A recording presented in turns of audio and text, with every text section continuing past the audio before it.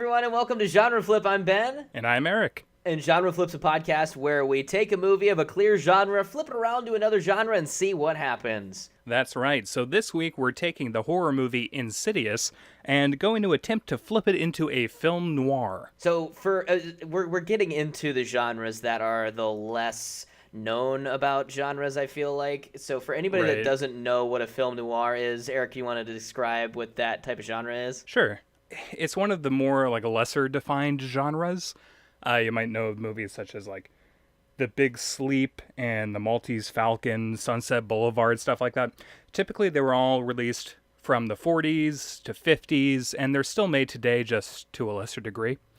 A lot of them involve moral ambiguity, the dark side of people or humanity. There's always a detective or somebody dealing with some kind of deadly situation that's out of their control, and they're just kind of forced through a series of events and manipulated, essentially. I feel like that's a common occurrence. Whenever I think of a film noir, I always think of a black and white movie of a detective and everybody's wearing trench coats. He's smoking a cigar and he's narrating his life in the background, being like, "I knew Charlie Brown was a bad man," kind of thing. Angels with dirty souls or whatever from Home Alone. Yeah. That kind of thing. Yeah, those are all very visual elements of those movies, along with Venetian blinds and the shadows on the walls, really low-key lighting, stuff like that. So we're going to be flipping around Insidious to be a film just like this. So what we're going to do to start things off, we're going to go ahead and lay out the map work here. I've got a Google Doc open so that I can take some notes of the things that we think are the key elements as to what makes Insidious a movie, and we'll talk about those elements, and we'll put it down here in the Google Doc so we can refer to as we're making the genre flip. So we're going to go through the plot of the movie, writing down some of the different elements that make the movie what it is, plug those elements into what we feel like a film noir type movie is, and then we're going to be able to flip this around and see what happens. So starting this movie off, right off the bat, you get introduced to the main family of the movie, the Lamberts. Of course, you have Renee Lambert, who is the most momliest mom of all moms kind of thing. She's like, "I'm a stay-at-home mom, and that makes me great," kind of character. And her job at the beginning is just to organize the house and get it all set up, which also is a very good thing for establishing geography early on in this film. Because as you follow her around when she wakes up, we get a clear sense of where everything is in the house in relation to each other. All right, but one of the things right off the bat that bothers me about this movie and every other movie that does this thing, just like Jumanji that we did, what is it about families moving into a house that they have not checked out all of the rooms yet? Right off the bat, Renee goes upstairs into the attic. It's clear she's never been there before. She's like, "What's going on up here? There's no boxes. There's no anything in the entire attic." And she sees this spooky, the spooky furnace that's in the McAllister's house in Home Alone. And she's and then she goes back downstairs. What is that? Do you know what I'm talking about? I do. You kind of get the feeling she hasn't been up there, but that's something that I'm willing to just not care about. Because if you're going to buy a house, you might just take a glance at the attic. You might just ask, does the roof work? Does it leak? And if they say no, you're like, "Oh, okay, whatever." You're probably right. Families don't spend a whole lot of time up in the attic. They're like, "Yes, this is a very nice attic. I'll take it."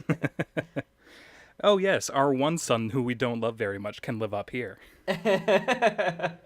So speaking of the son, by the way, Dalton Lambert is the eldest son, and very quickly he ends up going upstairs to check out what's going on in the attic, because of course, in your typical horror movie fashion, the house opens the door on its own, and he goes up there.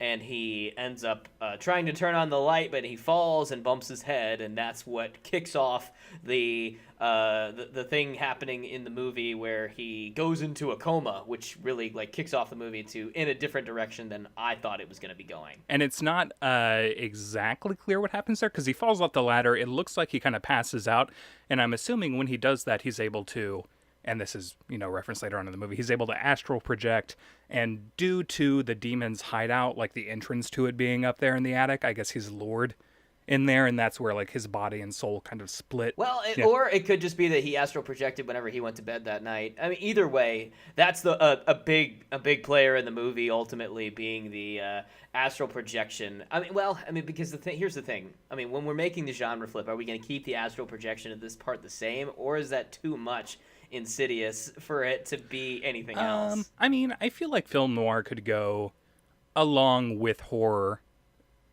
pretty well. Like, I don't feel like it would be out of place to just keep most of the horror elements the way that they are, but then add film noir on top of that. Okay. So should I put astral project down? Yeah, sure. All right. And we can either go along with that, or if we come up with something that, I don't know, we feel works better, we can always throw that out the window. Yeah, so, he falls into a coma, and then quickly, we rapidly see, like, months later, the Dalton is back at home, and, the mom is taking care of him at this point. We haven't really seen a whole lot of action with Dad in this movie at this point. He's just kind of like I'm a regular dad. I've got to go to work. Can't do anything with the kids because I'm the dad. And then, Yeah.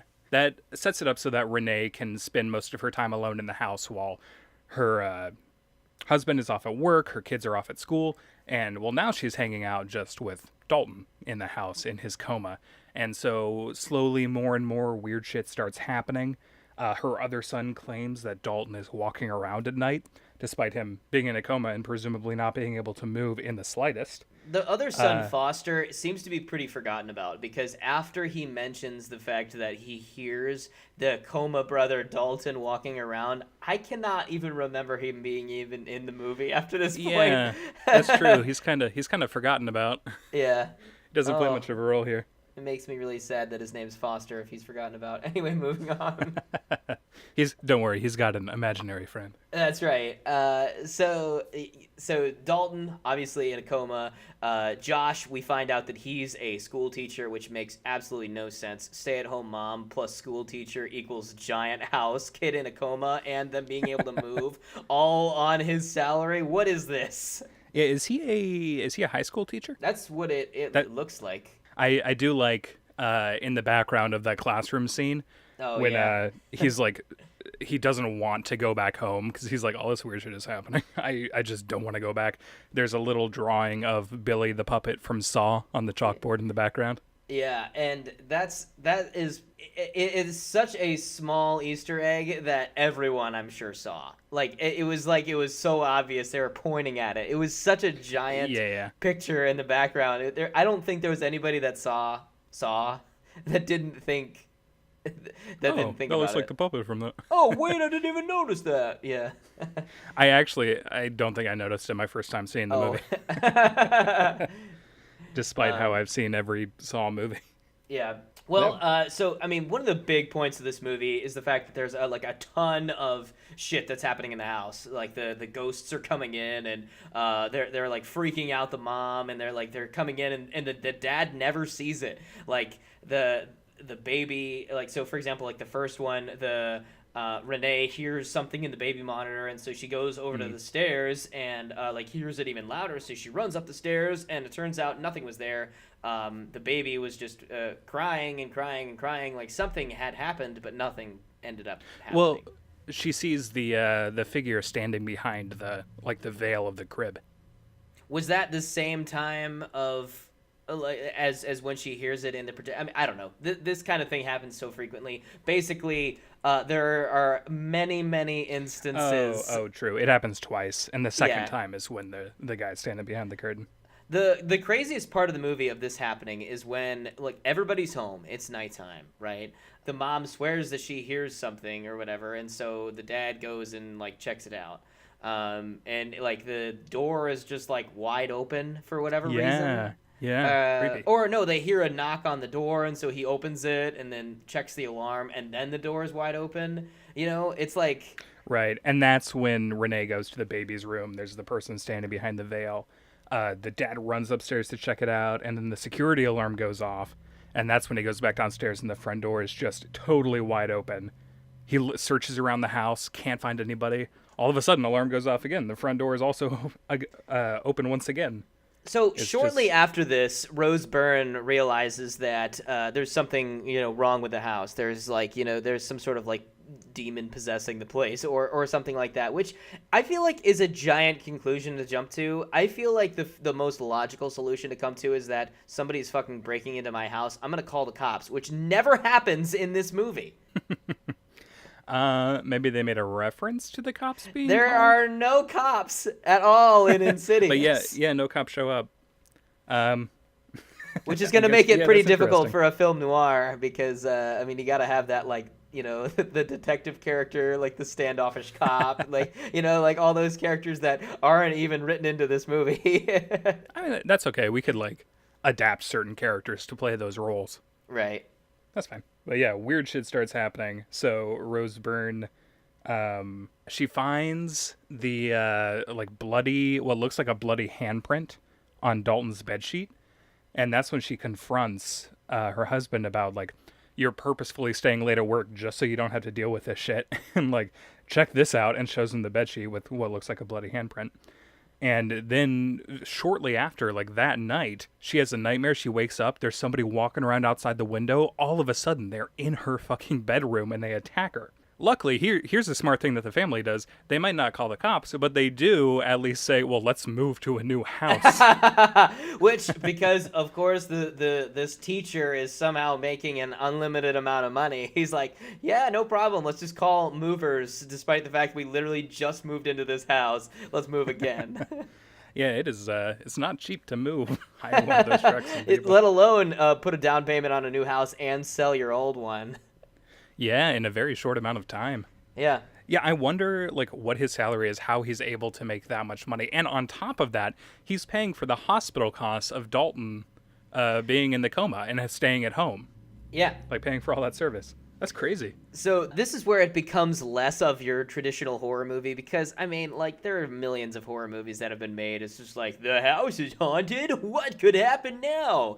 But it, like, turns out that, like, whenever they move to the new place, this is not your typical kind of dealio.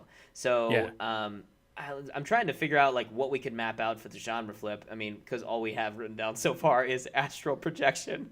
So this isn't, like, really good guidelines for like, Okay. where we're going to go here. Okay, well, let's just write down, like, family moves into a new place, and the son, Dalton, has some kind of encounter with a spirit. And soon afterwards, weird things start happening. And, like, so much weird shit happens that they move to a new place. So that's pretty much where we're at right now. All right, cool. I've got it all written down. We've got a really we've got a really solid guidelines. We've got astral projection. We got family moves into new place. We got weird shit happening. We got family moves again. I mean, That's everything you need for a horror movie. This is an Academy Award winning movie on the horizon. Here is what we're getting at. We'll get there. We'll get there. Yeah. So they move into the new place, and then the mom, comes in. Josh's mom comes in, and we have not seen her at this point in the movie. Right. And she's like, "Wait, I can't believe that you actually got Josh to pose for a picture," which is like so obvious. Like, it's so obviously like an important line, but it made me think, like, wait, is Josh a vampire? Can vampires be in pictures? Like, that was like the first thing that I remember happening when I saw this movie. I was like, the end is gonna be Josh is a vampire. I know it. A little something like that. Not vampire exactly, but, you know, he's taken over or whatever. Yeah, that definitely is a setup line. And I feel like it's innocuous enough in that moment where it could be like, some people just don't like having their pictures taken. Because, like, if you're not prepared for it, maybe you just turn out looking kind of ugly in the photo. Yeah. You're like, hey, man, don't put that up on Facebook. I swear to God, I'm going to unfriend you. So, here at this house, weird shit just starts happening. Again, you've got, like, Tiny Tim music just starts playing, and this little boy from the Great Depression is just running around the house, and Renee is following him around like, hey, what the fuck are you doing in my house? Yeah. It's just yet another strange occurrence. She doesn't know what's going on. And it's weird to me that this kid, this spirit, a ghost or whatever, doesn't seem to be malevolent like the other ones. Like, he's just chilling. He's just a kid having a fun time playing hide and seek. That's the thing. Well, we never really see the spirits and ghosts really, like, hurt anybody until the psychics show up, which comes up right now. So like the psychics like are called because they're convinced that there's something wrong here, and Josh is still kind of disbelieving at this point. Or he's in disbelief. He's like, you know what, I'm just gonna make my wife happy, whatever, we'll call a psychic. I don't what do you think of these two characters? I think they're enjoyable. They kind of Specs and feel like Tucker. the type of people who would become psychics. I half Or, you know. expected in this movie like the two main guys from Supernatural to show up, like, and this is just a crossover movie. Right. I haven't seen it, so I can't vouch for that. Well, accuracy. it's like one of the longest running, like, Yeah. CSI drama type shows, With but that paranormal element. right. So Specs and Tucker show up. They come in and they're using the ViewMaster to be able to find the spirits in the room. Right. Yeah, the little like kids ViewMaster type thing where you just change the picture and you can see like a little Harry Potter scene in 3D. I'm just gonna write down ViewMaster just because we need to incorporate that somehow into the film. Right. So he's using that. He's able to look through like, I guess, various like types of light or something. It looked like an ultraviolet scanner. I have no idea. But he looks through. He sees like these two women or two girl ghost things, and they just like smile at him. So, oh shit, there's something going on here. So of course they bring over Elise, and she's clearly very experienced with this type of thing. She's very, she knows what she's doing. She's been doing this for decades, probably. So she goes up to Dalton's room and looks into this dark corner of the ceiling and just starts describing what she's seeing. And meanwhile, another guy is drawing down. She's whispering to him what she's seeing. And it's this red-faced, creepy-looking demon. And she explains... It's basically Darth Maul. Yeah, basically more horrific puppet maker Darth Maul, whatever the guy's supposed to be.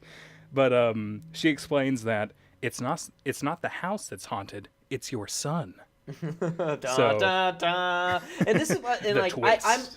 this is like my favorite part of the entire movie. This twist here that happens. I don't know, like 2/3 of the way through the movie, because at this point, like up until this point in the movie, I felt like it was such a run of the mill type horror movie, Haunted house type movie. It's so regular. Like nothing was really standing out to me until they talked about how he he astral projected out of his body, and like and that is why all these demons and ghosts and everything are coming in, because they are trying to become alive again. They are trying to take over his body, which I'm like, oh Right. shit, this movie just got real. We need to put possession in here as well. That has to be in this, like Of the course. like the Exorcist kind of shit going on in this. Well, she explains that Dalton has this ability to astral project. He's been doing it in his sleep for a long time, and he's not scared because he just thinks they're dreams. So he has now become lost in what she refers to as the further. Which kind is of like the dumbest. I don't know. I like that. It's like a Further. ghost dimension on top of our own. I think originally they were planning on calling the movie The Further. Yeah, it wouldn't have surprised me if they did. Yeah. I do prefer the title Insidious. Yeah. And they do get to use the word insidious in one of the lines in the movie. So Yeah. I'm wondering if that title change, like where it came throughout the production process. Like if somebody on set was like, we're dealing with something far more insidious. And they were like, oh shit. Oh shit! Title of the movie. Yeah. We're going to make that the title. The Well, I Further? mean, Fuck that. The Further just doesn't sound like a very menacing title. Like, for example, what's that new Natalie Portman movie that's going to be coming out soon? Oh, Annihilation. Annihilation's right. coming out soon, and they refer to this like monster alien creature as the Shimmer. Like, what the fuck kind of a name is that? Like, if they called the movie The Shimmer, like, no one would go to see it. I don't know. I feel like within the context of the movie, come off as a little bit more like menacing. That sounds kind of Stephen King-ish to me. The Shimmer, it kind of sounds like The Shining. Oh, yeah. Like the ability that the kid has in The Shining. Yeah.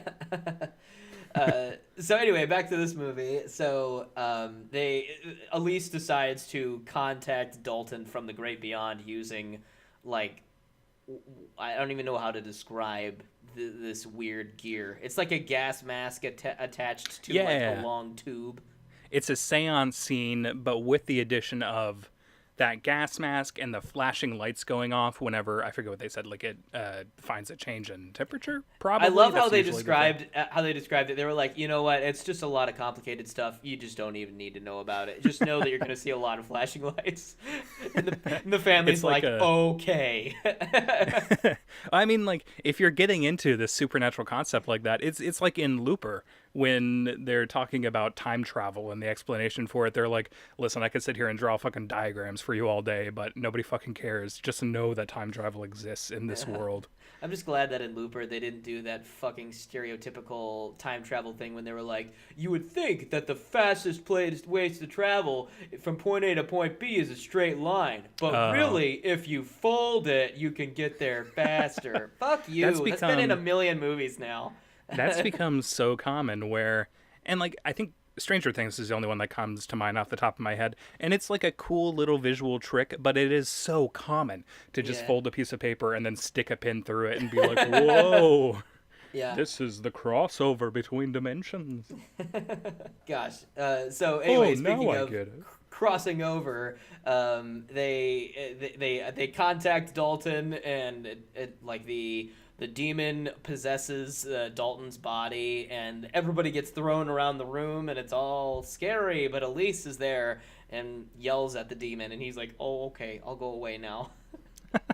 Oh, okay, bye. Oh man, sorry to trouble you. But of course, shit goes down, and I guess they realize that Dalton is in even more trouble than they previously thought, because there are all of these different spirits trying to latch on to his life force, whatever it is.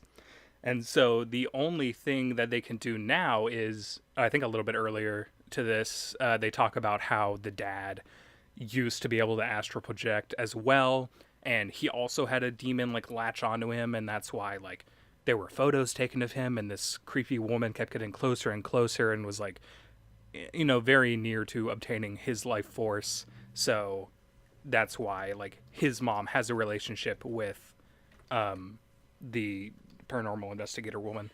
I feel like photos has to be a part of our genre flip here. It's a pretty key element in the movie, like using the photographs to like to find the mythical creature type thing in the background. Plus, I mean, if it's a film noir and there's a private investigator, you better believe there's going to be some pictures going on in this movie. You better believe that there's going to be a cool darkroom sequence where he develops a photo and then sees a spirit in the background.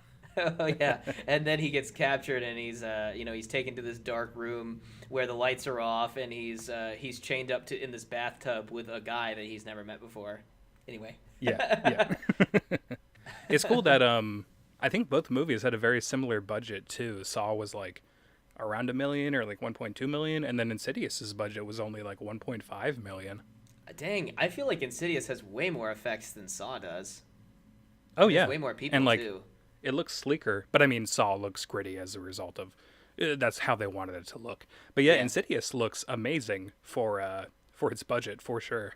Yeah. So they come to the conclusion that the only way for them to be able to save Dalton is to send Josh into the further, because it turns out, what a twist, Josh can also astral project. And so he goes into the further, and this is when shit just starts to really go down, because he sees like all the creepy ghost people, and he confronts the demon, and the son is there, and it's like, oh, all this craziness is happening. The demon is listening to Tiny Tim, as the little kid was from earlier, making me think I think it's a pretty good song choice. I mean, it's a pretty creepy song. Oh yeah, and like it's one of those songs that when it first came out, I guess it was thought of as more like jovial and fun, but it definitely works within it works to create a creepy atmosphere, especially with the visuals that are present here in this scene, with the demon guy sharpening his claws, and like you see all of his little puppets or whatever like dancing around in there with him. Like, that's creepy. Yeah, the Dalton and Josh end up escaping from the demon, and they're running away, but they can't find their bodies, and so they're trapped. And Renee is like, follow my voice, we'll bring you home, type deal. And so all the ghosts are like, oh shit, their bodies are in there. So everybody takes off running, and now there's 1 million ghosts in this room. Right. So, meanwhile, while that's happening, Dalton and his dad, I guess, they're in their previous house, because up in the attic is where the demon lair was or whatever. And so Dalton goes to his room, his body's not in there. He has to fight the red-faced demon thing. The dad, Josh, confronts that old lady who kept showing up in his photos when he was younger. And he basically just screams at her like, "Go away! I don't want you here! I'm not afraid anymore!" Yeah. Got another Home Alone reference here for you. Yeah. And so she just like frowns and like fades away. And you think like, oh, okay, I guess that's the end of that. Whatever. And That so scene they, really bothered me because like the ghosts are getting closer and closer to the dad's body, and they're like, "Hurry up!" And the dad knows that he's on a time constraint, and he decides, "You know what, son? You go on ahead without me. I'm gonna talk to this old lady for a little bit here." I need to scream at an old woman. Yeah. By the Just way, hold on for 5 minutes. Philip Friedman is the guy that plays the old woman. It's actually like an old man that plays. Oh, really? Yeah. So it's kind of similar, another Home Alone reference here. Buzz, your girlfriend. Like the girlfriend is actually like one of the kids of the That's right. Isn't it like the son of the director or something like that? Yeah, because they didn't want to like get a girl to be in that photo and then just be insulted on screen. Well, I mean, if you have someone who's supposed to be horrifically ugly, like I hate it in movies whenever they make fun of like somebody's looks, and I'm like, man, that poor girl has to now deal with the fact that like, yeah, I was in a movie one time, but Everybody called me ugly. everybody called me ugly. I feel bad for the character actors who get cast as that kind of stuff. They're like, we're looking for somebody incredibly ugly. Like, oh, I can fill that role. Oh, I'll take that role. I'm You've gotta incredibly be- ugly. You've got to be very comfortable with yourself to go for a role that essentially is calling for somebody who's like horrifically looking. All right. So moving on here. So cut to basically the end of the movie now. Elise takes a picture of Josh, and he's like, "Why did you take a picture of me? You know I don't like my picture taken."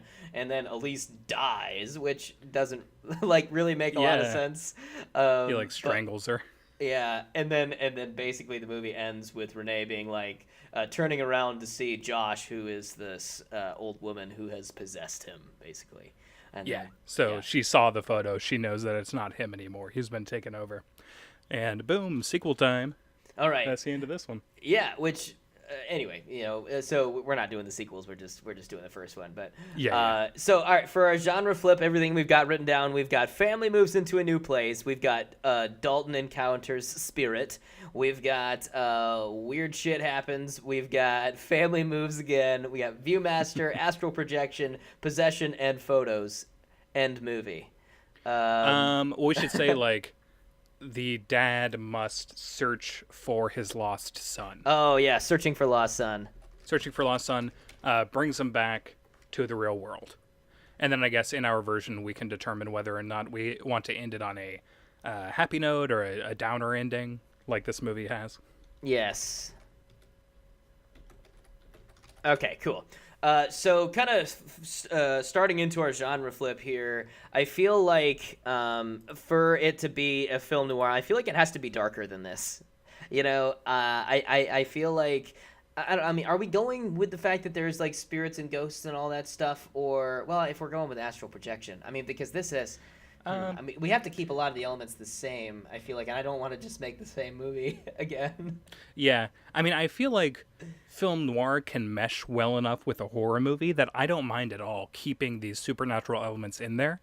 So like keeping the astral projection, keeping the going into kind of a spirit realm, because like personally, if there was a movie that was a film noir released that had those elements in it, I would go watch that. That sounds amazing. Oh yeah, for sure. I would love to see that.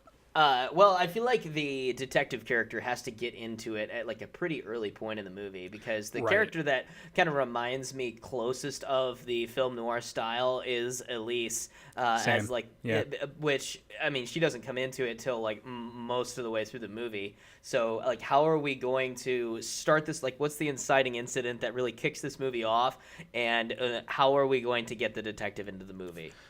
So here's what I'm thinking.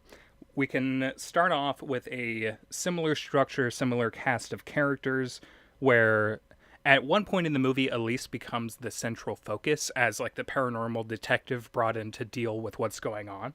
Okay. But I think we can start off with this same like family, this cast of characters, but what I want to do is I feel like a lot of film noirs take place in cramped, crowded, kind of dingy big cities, like darker parts of big cities. So it could be like New York, and this family has just moved into a new apartment complex, and Right.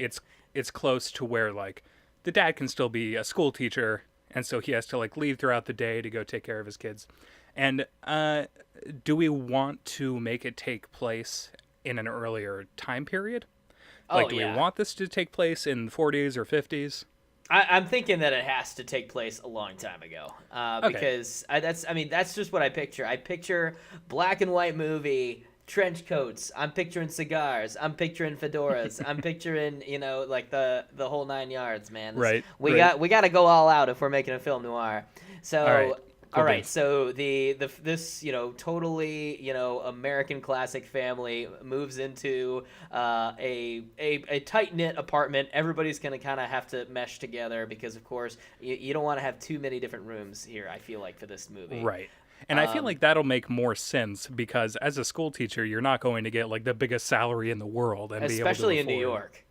Yeah, especially in New York. So it's very cramped, despite it being a family of four. You know what I think, going back to the original Insidious, I feel like Rose Byrne's character taught piano or something, because she's always practicing piano. I think that she's like a songwriter, but there's no reason for us to actually believe that she's successful, because she literally cannot write the entire time that this movie is happening. Because I mean, she can't write because Dalton is in a coma. She can't write because she just doesn't feel right in this new home. Like it is Right, right. it's like a starving artist kind of thing is what I picture her as. Gotcha.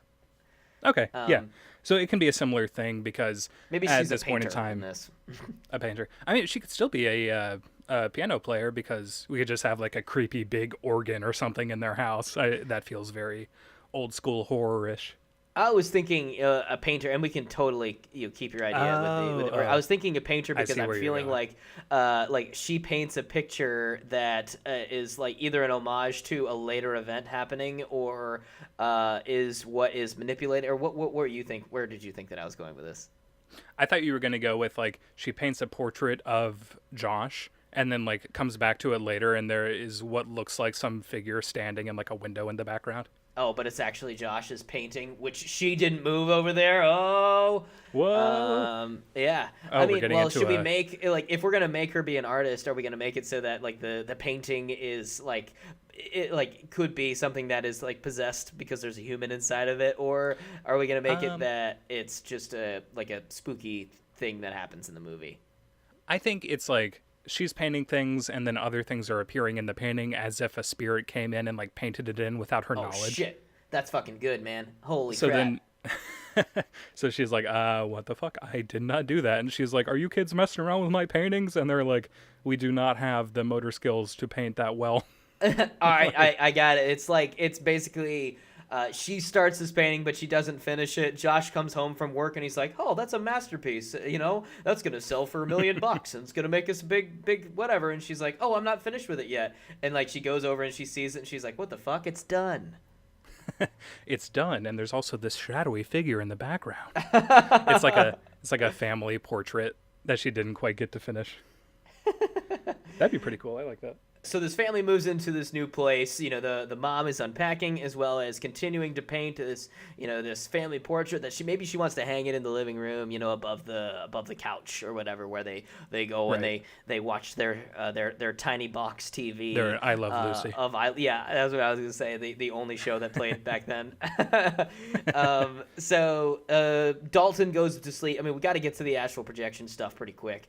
Dalton goes to sleep, and I feel like we should be able to see, like Dalton as a spirit in the world.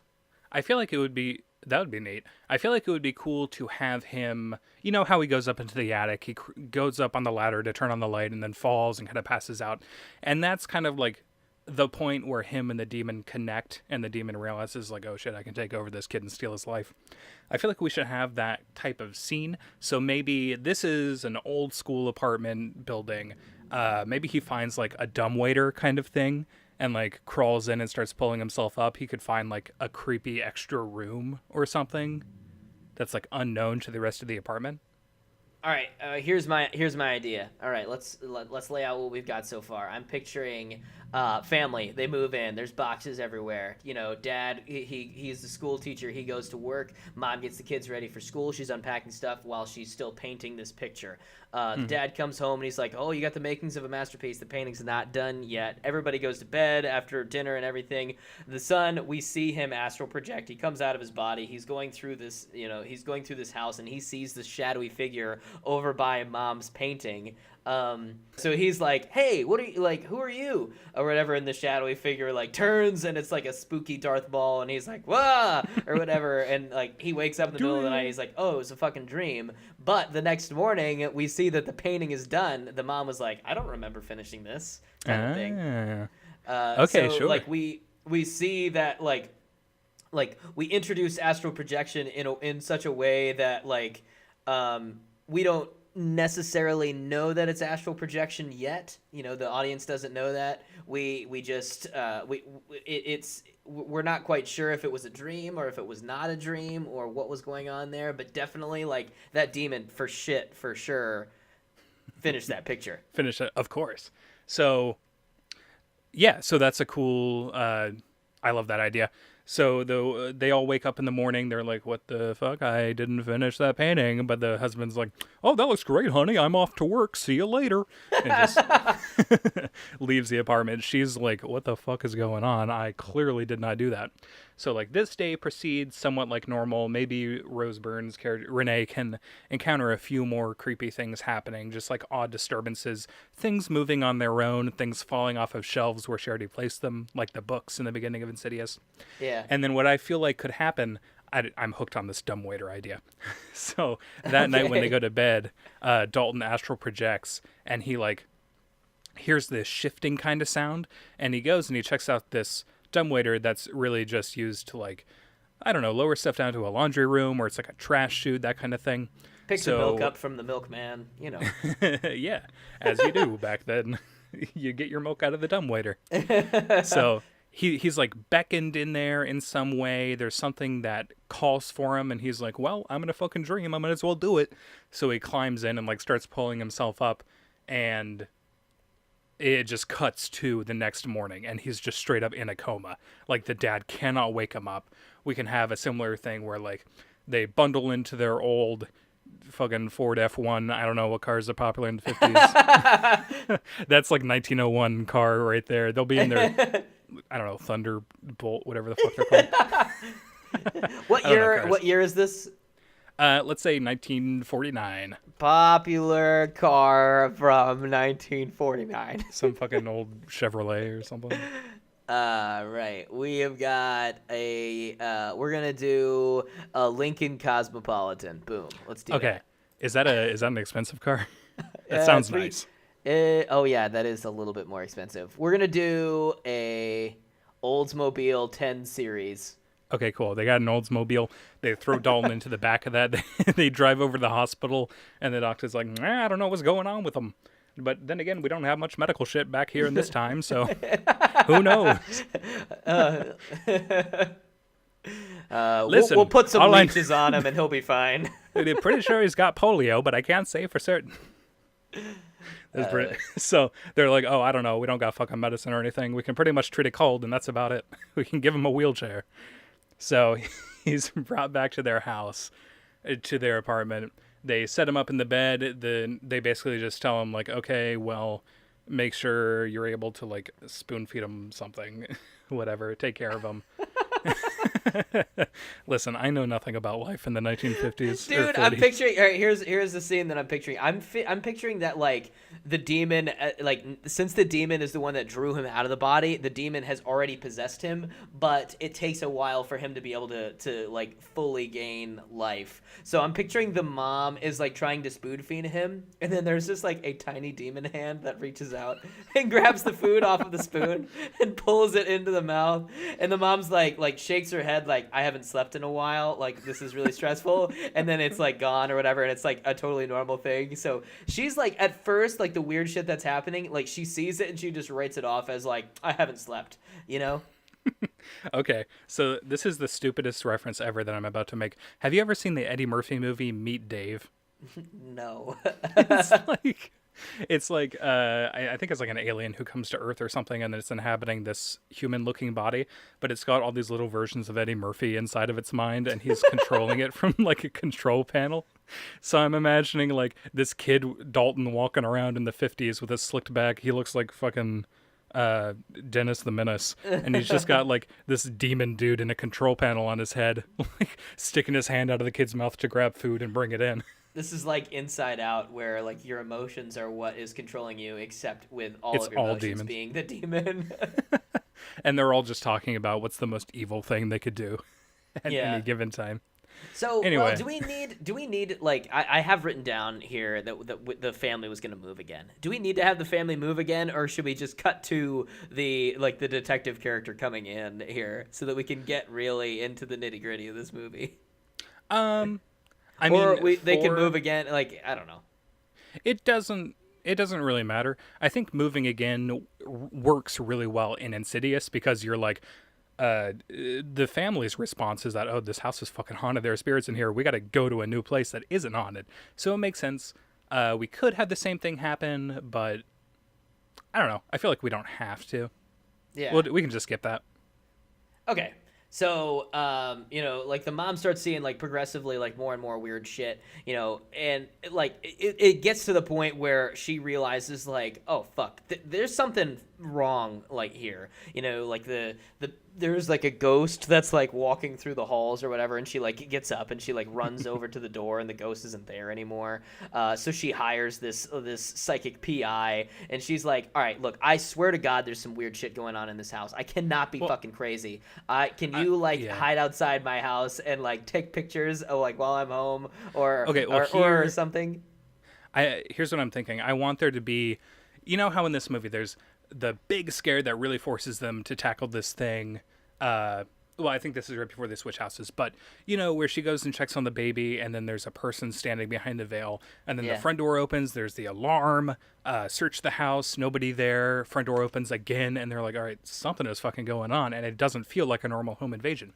I feel like there's got to be a big scary sequence like that, where just all of this weird shit is happening, and it could be attributed to a break-in, but not quite. So she again could go check on a baby in their little nursery.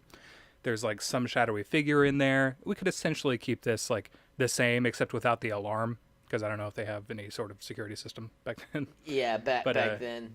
Yeah, door gets broken into. They go up to the door. They have like the little slide lock on there, and that's been like broken off of the wall.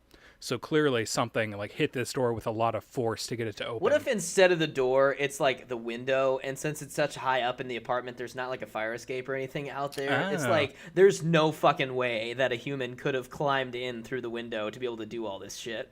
Yeah, they're like 6 stories up or something, and the window just breaks from the outside. Like Renee goes to the store to get some groceries or something, and then she comes home and like the house has been ransacked, but the door was locked the entire time with like the slide lock thing. There was no way that anybody could go in, but the window was open, and so it was like, how could any human have gotten in through this window type deal? If they were so high up. Right. And I mean, if the window is broken, the glass could be on the inside, indicating that something broke in from out there. But how in the fuck could a human get up that high?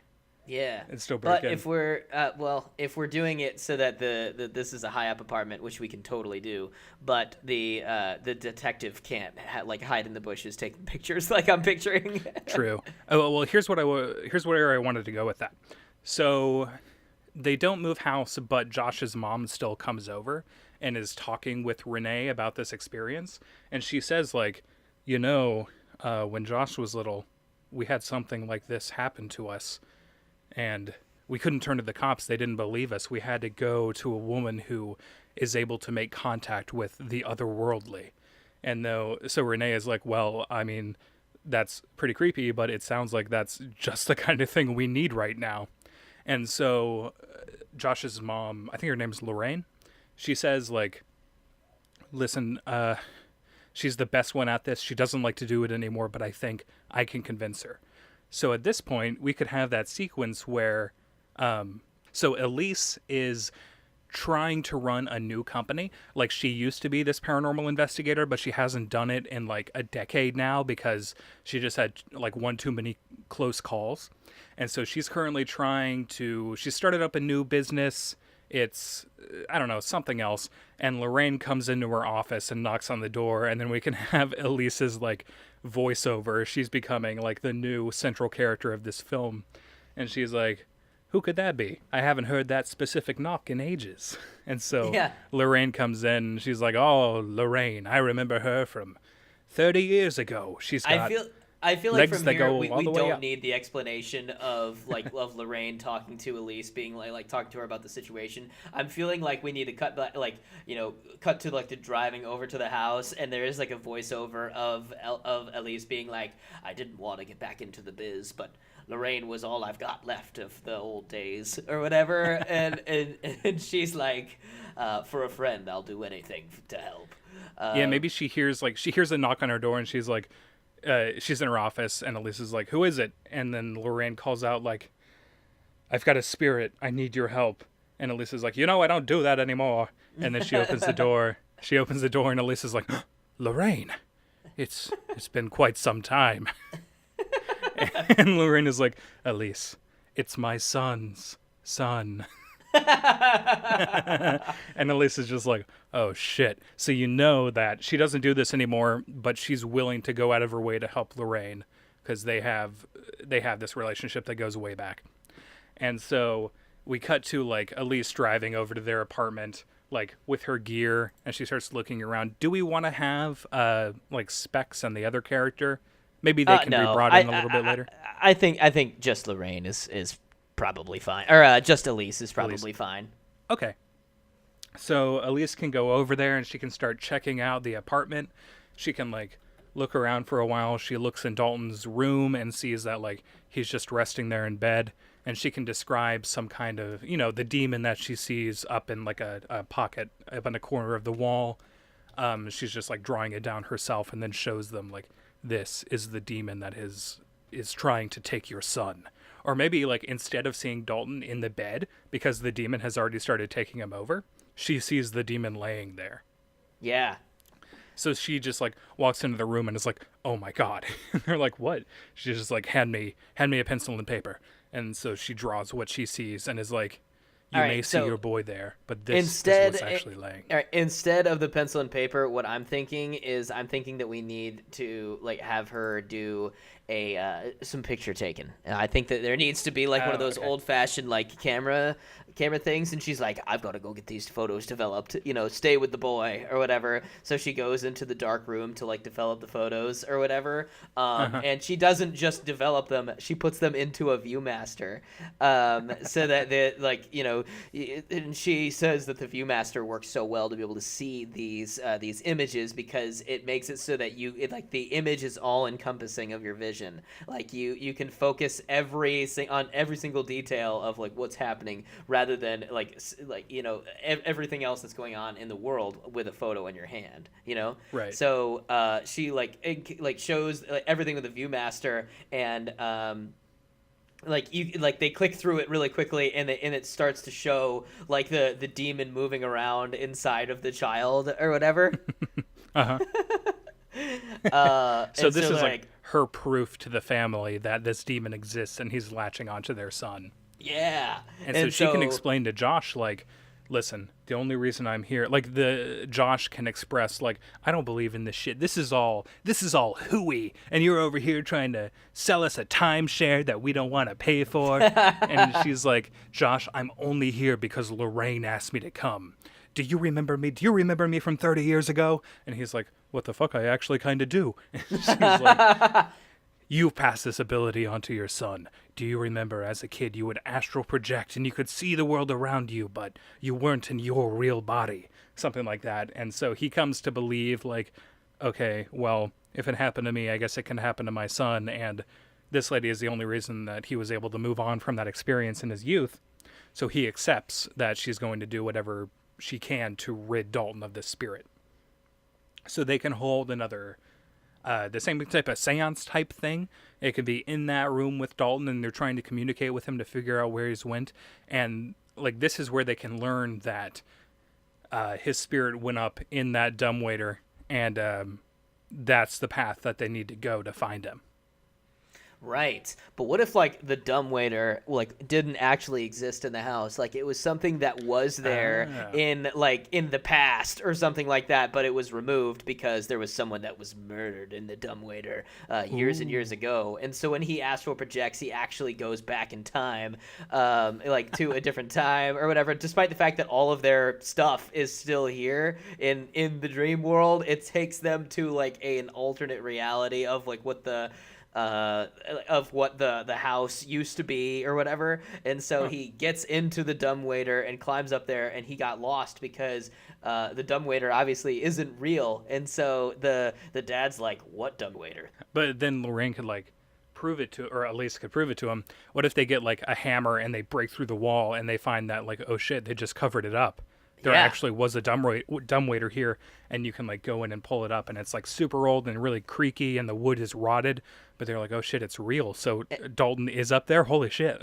And they pull it down, and there's actually like, you know, the dumbwaiter is still there, so they pull the string down, and there's like skeleton bones inside of it, and the skeleton bones are fucking Dalton because he went back in time and then died there. And they were like, all right, you know, to keep this from happening to your son, you're gonna have to astral project. You're gonna have to go back there and get him out of the dumbwaiter before he dies. I love how earlier we were discussing whether or not we wanted to keep paranormal elements, and now there's fucking time travel. And then, all right, here's what happens. All right, so Elise is like, look, time travel is like this, and she draws a line on a piece of paper. And she's like, you would think that traveling through time the fastest way is in a straight line, but look at this. She folds the piece of paper. It's actually like this, the fastest point between 2 points, and just sticks the pen through the paper. Like, oh shit, that's what I've got to do. I've got to fold a piece of paper in half and then jump through it. She's like, exactly. So they build this giant sheet of paper and then fold it over. And they're like, Josh, you need to fall asleep as you're falling through the air. Then you crash through the sheet of paper and you'll be back in time. That's a little too far, I feel like. Yeah, that's kind of cartoonish for this. But all right, are we still thinking the time travel element is that too far, or is that okay? No, that's fine. I think that's cool. All right.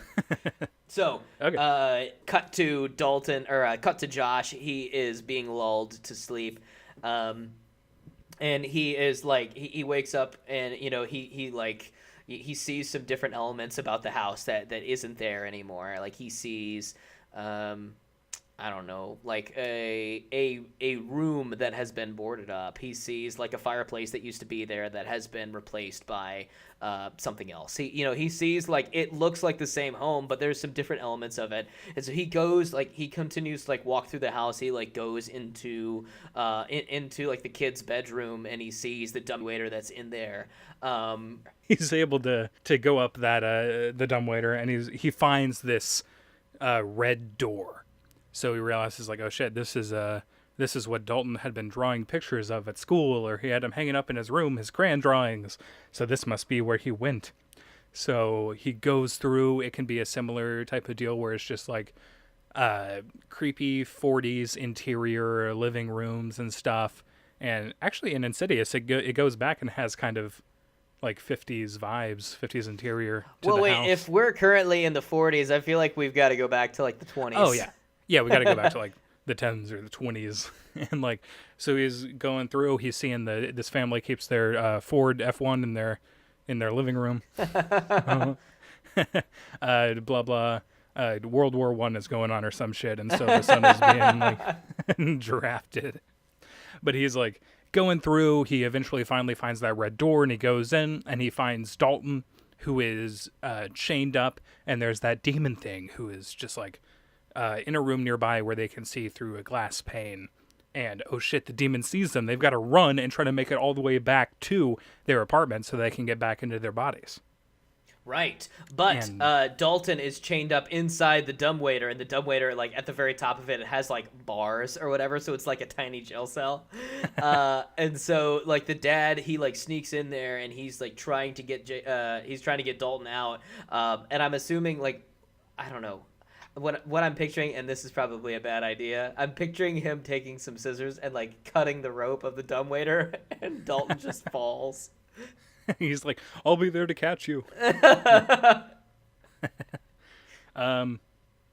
Yeah, if they're, I don't know, maybe like his ghost form can't be hurt by like a physical fall like that. I don't know. I mean, I guess he could do something like that. Like he's able to pull the dumbwaiter down. Like maybe there's something under the dumbwaiter that was put there to like hold it in place, and he's able to remove that so that it can be lowered down. Oh yeah. So there's well, just how some- does the demon not notice him? Like, is he staring right at him? Is he like, I am the final battle, like I am Bowser, and you must get by me to save the princess, kind of thing? Well, I think it's like Josh finds Dalton and he starts like trying to remove whatever kind of like metal rod is under the dumbwaiter holding it in place. And as he's doing that is when the demon sees him. So he like just barely is able to move that rod, and Dalton's able to start lowering himself. And then the demon appears beside Josh and starts fighting him. And this I feel like would be a good excuse to have Dalton and Josh split up, because Dalton is able to lower himself down in the dumbwaiter and then get back to the apartment. But meanwhile, Josh is still upstairs in whatever that area is fighting the demon. Okay. So yeah. So he removes the rod, and he's just like, go down, son, go down. And so Dalton like starts to lower himself, but of course the dumbwaiter, it takes time to get down. And I feel like he's more interested in Dalton than he is to Josh. And so while he's fighting Josh, he's trying to like pull him up while Josh is trying to pull him down. And so you can see like from an outside view of the dumbwaiter, you can see it going like up, down, up, down, up, down. That's yeah, let's do that. So Dalton is just like, I can't go. I don't know how to get myself down. But Josh is finally able to persevere over the demon. He like punches him in the face, and the demon flies back, and Josh runs away like, keep going, Dalton, you can make it. And so he runs out into the apartment complex hallway or whatever. He's trying to like go down the stairs, make his way back to his own apartment. But of course, he's got to encounter that old woman who used to haunt him when he was a kid. So I don't know if we want to go the same route of like he confronts her, but she still ends up being able to take him over, or maybe he actually succeeds this time. Maybe like he's standing there and he's like, I'm not afraid of you anymore. And then he just like takes a nearby axe and just like stabs her in the neck. So the old woman like- was the one thing about Insidious that I felt like I didn't really care for too much, because it was like out of nowhere. It was like, by the way, there's this old woman, and then it, like the big twist at the end is that the old woman possesses him. Like, Right. what if it was just like the same demon is trying to steal Dalton as was trying to steal Josh before, and it turns out there was some sort of connection between this demon and Dalton And the family. Josh. Like it was like some sort of like old family member who, like, the reason why this particular demon is able to get inside of his body is because he has the same blood as as Dalton, and the reason why he has turned into this hideous creature is because he was trapped in the further for so long that he, started to become the things that were haunting Like when him. mad.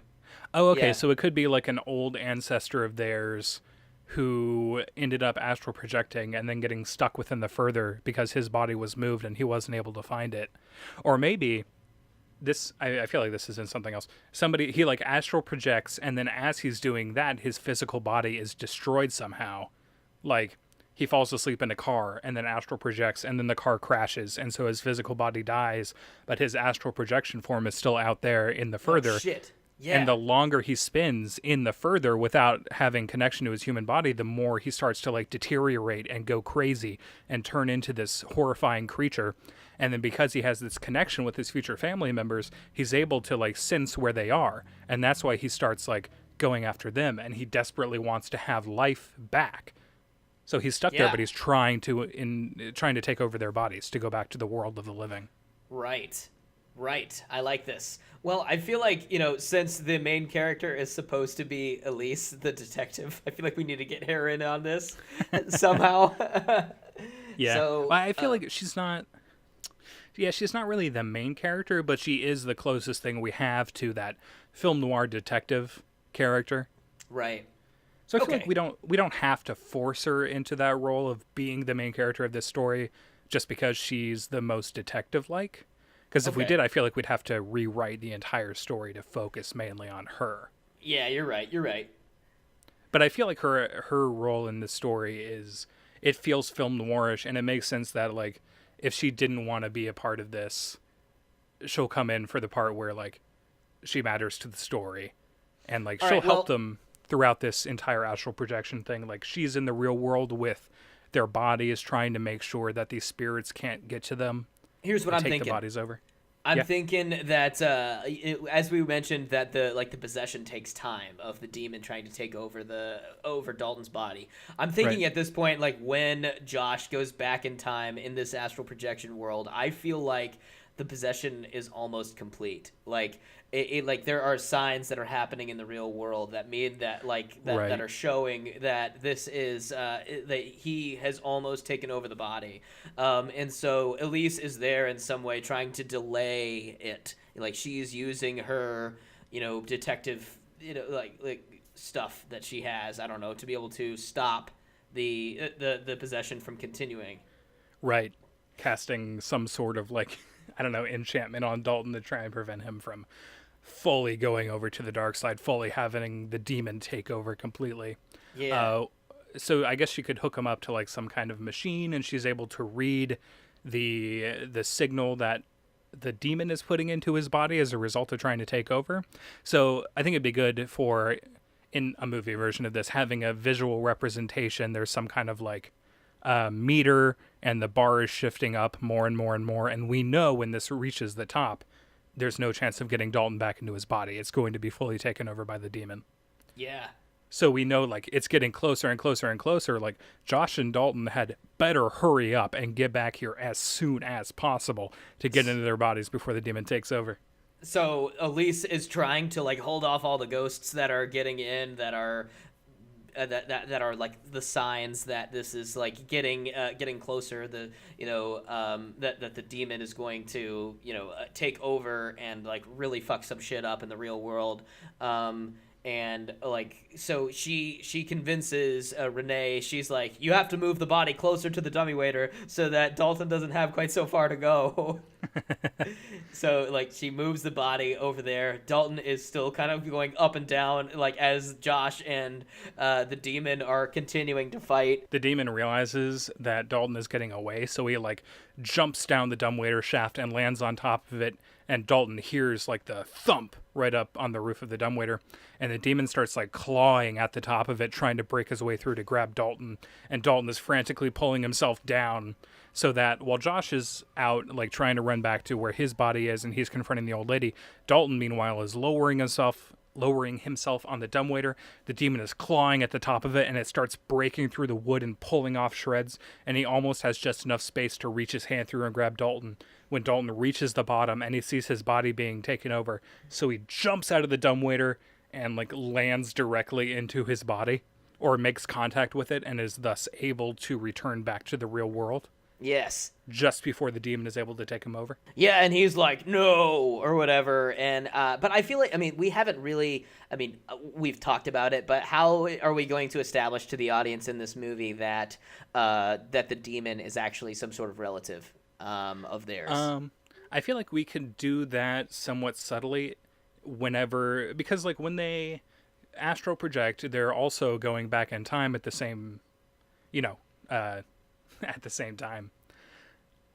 We don't have to like state that outright, but that could also be explained by Elise to Josh, or like by Lorraine to Renee, and saying like it's somebody Oh. in his family, in Josh's family from a long time ago, who also had the same ability, but he got stuck in the further, and ever since he's been trying to make it out via one of his ancestors. So that can just Oh, be, okay. So we don't have to find this out actually in the further area. yeah. I mean, Okay. there can be like bits kind of expressing that, like maybe when he goes back in time, or when Josh astral projects and goes back in time, he sees like family members that he used to know, or he sees like his mom Lorraine as like a younger photo of her, and it's on a dresser, just sitting Yes. there, and he recognizes and is like, oh shit, this is like there's some This is family mom. connections going on here. Josh is racing downstairs to get back to his body. Dalton, obviously, he escapes and he gets back into his body, but the demon is able to get out. So he's on the same floor where Josh's body is, and Josh is running down the stairs to be able to get to like his body. And they have to have some sort of like final clash. I feel like there's got to be something that happens here. Yeah, right in front of Josh's human body. Yeah. I'm thinking of what kind of fight they could have that would be symbolic to Josh's struggle as a whole. Like Josh has got to do something that's symbolic of how the demon used to try and take him over when he was a kid. So like maybe Josh takes a camera and like blinds Yeah. the demon with a flash for a split second, and then in that second is able to attack him and like throw him out a window or something. And Or like the photos is the thing that he doesn't like the most because of the fact of how ugly he's gotten because of the having been in the astral projected world. He's gotten so demonic that he doesn't he doesn't like mirrors, he doesn't like photos, he doesn't like anything that shows what he's become because he wants to desperately be human again. He doesn't right. like being this demon, and so anything that shows him the monster that he's become is something that is ultimately his biggest weakness. Gotcha. So yeah, he can take a photo of him, and the demon is freaked out because not only does he not want a picture taken of him, the flash can also kind of act as a stun because Also, if this is like the 20s, I'm picturing that photo where he's just like, "Now don't move now," and he's got like the thing with the the flash powder. Yeah. Well, it can be like, yeah, I mean, I guess so, something like that. Either that, So or he has to like stand still as Josh paints a portrait of him, and then is like, they're just sitting there. There's light jazz music playing, and the demon's like, oh, "Are you almost done?" And Josh is like, "Oh, just one more minute." And he finishes the painting, and then takes it off the canvas and turns it around, and the demon's like, "Ah, no!" I'm thinking that there has to be something where like the demon knows that he can't just get into Josh's body immediately, and so he's trying to like hold that body captive so that he can get into it. Right. And They need to he's keep not the allowing. astral.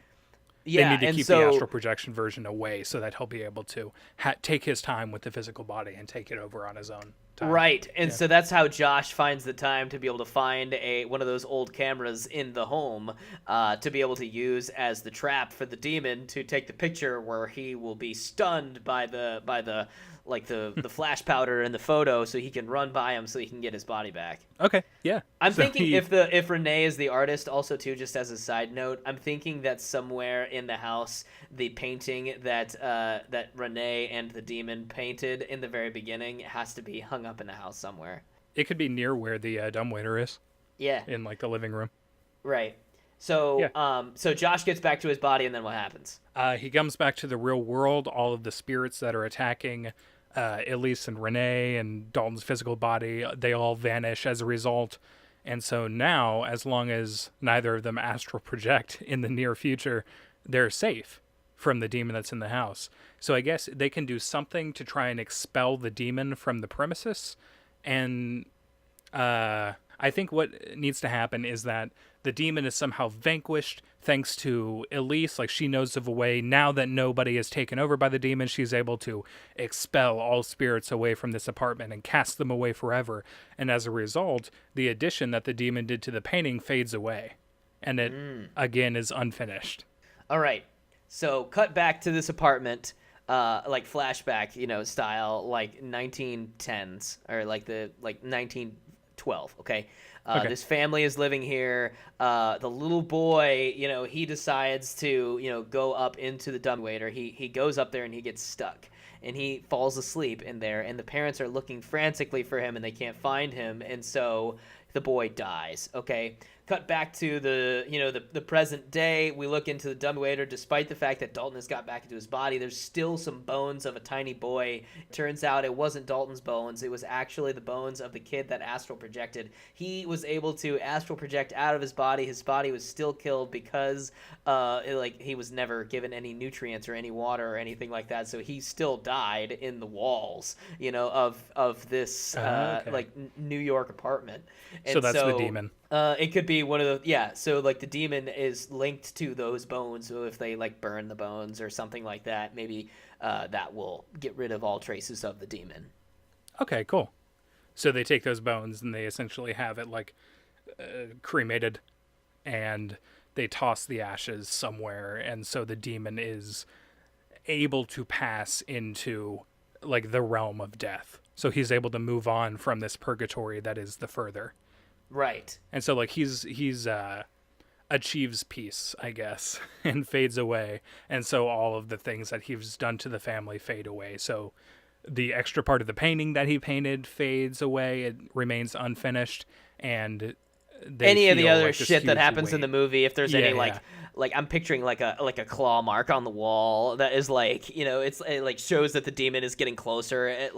If maybe Renee couldn't see it or whatever, but the demon is clawing the wall or whatever as it's getting closer to her, and she's freaking out. The ransacked apartment has been suddenly put back together from the demon's doing earlier in the movie. And I don't know, Yeah. So everything slowly goes back to normal, and they are able to resume living their normal life. There we go. I feel like that's a good wrap up. Yeah, good ending. Go. Yeah. And then everyone puts on the trench coat and smokes a cigar. They all of course. Ah, yes, indeed. I'm going to give you to the count of 10 to get you ugly, no good keister out of my office. 1, 2, 10. It's actually been quite a while since I've seen Home Alone, but somehow it remains fresh in my mind. So the new title of this movie being Dumb Waiter. Dumb Waiter. Demons with filthy souls. It is. It's called Home Alone to Die. I suck at coming up with movie titles. Home Alone 5. This Dumbwaiter. Insidious like Dumbwaiter. Like inside this Dumbwaiter. Okay. All right, I can't come up with a title. If you can come up with a title, let us know in the comments. Also, let us know what you think of the podcast. Definitely leave us some reviews. Give us some comments of anything else that you feel like we should incorporate this to make it more like a film noir. Or if you have any suggestions for different types of movies that you want us to genre flip and whatever genres that you'd like for us to cover, let us know in the comments for wherever you're listening to us. You can leave it to us with a review on iTunes. Send it to us in the comments on SoundCloud, on YouTube, on Stitcher, wherever podcasts are found. Leave us a comment, of course, on social media as well. Follow us on there, and let us know what you think. Yeah, and thank you all for listening. We appreciate it.